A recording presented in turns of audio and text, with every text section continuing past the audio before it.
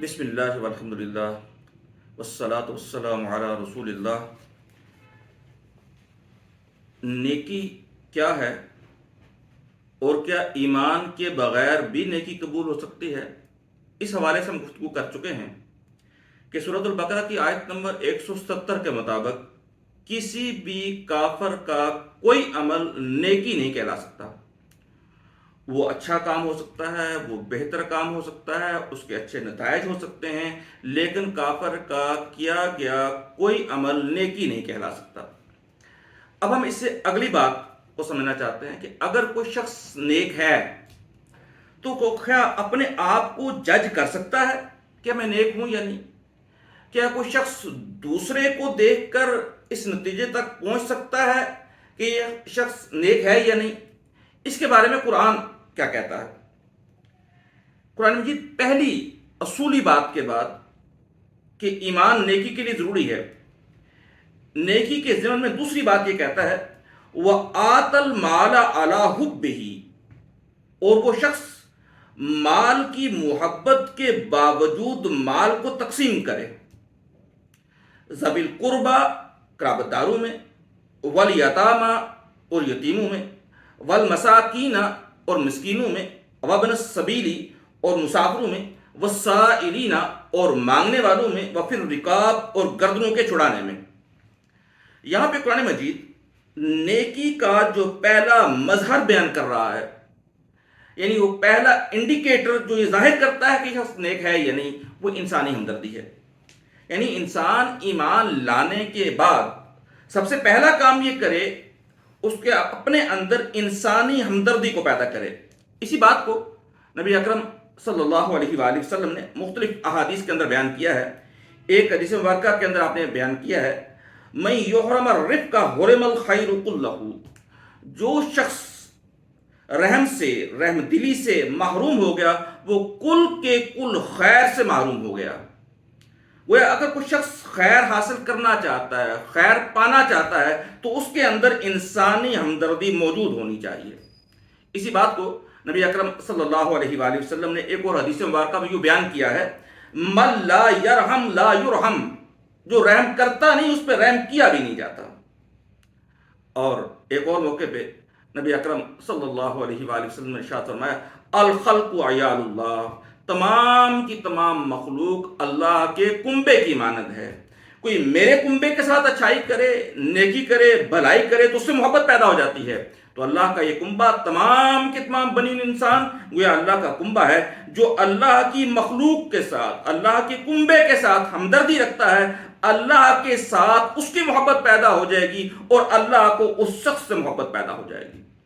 ایک اور حدیث مبارکہ نبی اکرم صلی اللہ علیہ وآلہ وسلم ارشاد فرماتے ہیں کہ قیامت کے روز اللہ بندے سے پوچھے گا کہ آدم کے بیٹے، میں بیمار تھا تو نے میری بیمار پرسی نہیں کی، میں بھوکا تھا تو نے مجھے کھانا نہیں کھلایا، میں پیاسا تھا تو نے مجھے پانی نہیں پلایا، میں ننگا تھا تو نے مجھے کپڑے نہیں پہنائے۔ تو بندہ بڑا حیرت میں مبتلا ہوگا اور سوال کرے گا کہ یا اللہ تو کھانے سے، پینے سے، لباس سے پاک ہے۔ تو اللہ فرمائیں گے فلاں موقع پہ، فلاں وقت، فلاں جگہ پہ جو فلاں شخص آیا تھا وہ میرا ہی نام لے کے تجھ سے سوال کر رہا تھا، تو گویا وہ بندہ نہیں تھا، اصل میں میں ہی تجھ سے سوال کر رہا تھا، تو گویا تو نے مجھے خالی ہاتھ لوٹا دیا۔ تو گویا انسان کی نیکی کا مظہر اول انسانی ہمدردی ہے، اور انسانی ہمدردی کا پہلا مظہر یہ ہے کہ انسان اپنے مال کو خرچ کرے۔ میں نے عرض کیا تھا کہ ایک آیت ہے سورۃ البقرہ کی آیت نمبر 177 جس کا ہم مطالعہ کر رہے ہیں۔ اب ایک آیت کے اندر دیکھیں کتنے مضامین آ رہے ہیں۔ نیکی کا تصور بیان کیا جا رہا ہے، نیکی کا پہلا مظہر بیان کیا جا رہا ہے کہ انسانی ہمدردی ہو اور انسانوں کی ہمدردی میں مال خرچ کیا جائے۔ اب اس مال خرچ کرنے کی ترتیب کو بھی اسی آیت کے اندر بیان کیا جا رہا ہے وَآتَ الْمَالَ عَلَىٰ حُبِّهِ ذَوِي الْقُرْبَىٰ، اگرچہ کہ مال کی محبت اندر موجود ہے لیکن اپنا مال خرچ کرے، اور مال خرچ کرنے میں سب سے پہلا نمبر کس کا ہوگا؟ قرابت داروں کا۔ آدمی کے رشتہ دار ہیں تو سب سے پہلے جو اس کے مستحق رشتہ دار ہیں، جو ضرورت مند رشتہ دار ہیں، ان کے اوپر اپنا مال خرچ کرے۔ والیتامیٰ والمساکین، ہر محلے میں قرب و جوار کے اندر یتیم موجود ہیں، مسکین موجود ہیں۔ مسکین وہ شخص ہوتا ہے جو اپنی طرف سے محنت بھی کرتا ہے، کوشش بھی کرتا ہے، ایفرٹ جستجو کرتا ہے، لیکن اس کے باوجود اپنی ضروریات پوری کرنے پر قادر نہیں ہوتا، تو ایسی شخص کو مسکین کہا جائے گا۔ تو اپنے مال کو قرابت داروں میں خرچ کرتا ہے، یتیموں میں خرچ کرتا ہے، مسکینوں میں خرچ کرتا ہے، وابن السبیل اور مسافروں میں خرچ کرتا ہے۔ ہو سکتا ہے کوئی شخص اپنے گھر کے اندر مالدار ہو، لیکن سفر کے اندر جا کے کسی دقت کا شکار ہو جائے۔ آج تو بہت ساری سہولتیں ہیں، اے ٹی ایم ہیں، کریڈٹ کارڈز ہیں، ایزی پیسہ ہے، لیکن ایک دور ایسا بھی تھا جب آدمی گھر سے نکل جاتا تھا اور اگر اس کے پاس کسی وجہ سے مال ختم ہو جائے تو اس کو زندگی کے دن پورے کرنا مشکل ہو جاتا تھا، لہذا خصوصاً تاکید کے ساتھ کہا گیا کہ مسافروں کے اوپر اپنا مال خرچ کرے۔ آج بھی ہر ٹائم ہے جہاں کوئی مسافر موجود ہے، کسی دقت کا شکار ہے، کسی مشکل کا شکار ہے، تو اس کی مدد کی جائے۔ اور آگے وابن السبیل والسائلین وفی الرکاب، اور مانگنے والوں کو عطا کرے۔ نبی اکرم صلی اللہ علیہ وآلہ وسلم کے ارشاد گرامی کا مفہوم ہے کہ اگر مانگنے والا گھوڑے پہ سوار ہو کے آئے تب بھی اس کو مانگنے پر دو۔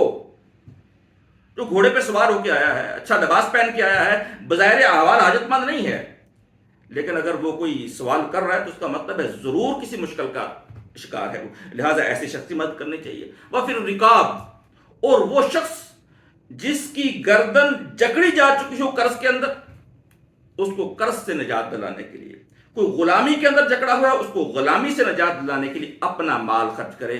تو آج کی گفتگو میں ہم نے یہ سمجھنے کی کوشش کی ہے کہ نیکی کا اولین مظہر کیا ہے۔ میں اپنے آپ کو پہچاننا چاہوں کہ میں نیک ہوں یا نہیں، تو اس کا پہلی نشانی یہ ہے کہ کیا میرے اندر انسانی ہمدردی موجود ہے یا نہیں، اور اس انسانی ہمدردی کا اظہار میرے مال خرچ کرنے کے ذریعے سے ہو رہا ہے یا نہیں، اور خرچ کرنے کے اندر بھی اس ترتیب کا خیال رکھا جا رہا ہے یا نہیں۔ اللہ تعالیٰ ہمیں انسانی ہمدردی اپنے دلوں کے اندر پیدا کرنے کی بھی توفیق نصیب فرمائے، اور اس پر اللہ سے بھی دعا مانگی جائے کہ یا اللہ ہمارے دلوں کے اندر انسانی ہمدردیاں پیدا کر دے، انسانوں کی محبتیں پیدا کر دے، انسانوں کے لیے شفقتیں پیدا کر دے۔ اللہ تعالیٰ ہمیں اپنی اصلاح کرنے کی توفیق نصیب فرمائے۔ وآخر دعوانا الحمدللہ رب العالمین۔